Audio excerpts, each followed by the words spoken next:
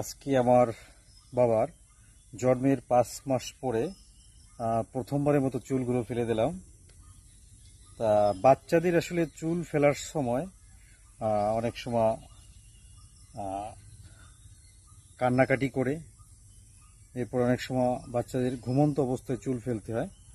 তা ওর ক্ষেত্রে বিষয়টি মানে তেমন হয়নি। সে আসলে জেগেছিল এবং যখন চুলগুলো ফেলা হচ্ছিল তখন ব্লেডের শিরশির কারণে তার ভালো লাগছিল এবং সে বিষয়টাকে খুব এনজয় করছে। তা আসলে গরমের দিনে আগে চুল ঘেমে চুরে যাইতো, যে কারণে চুলগুলো ফেলে দেওয়া হয়েছে। তো এখন আসলে একটু মাথাটা একটু হালকা হালকা লাগছে এবং খুব ভালো লাগছে। বন্ধুরা, সবাই ভালো থাকবেন। ধন্যবাদ সবাইকে। টাটা দিয়ে দাও একটু বাবা।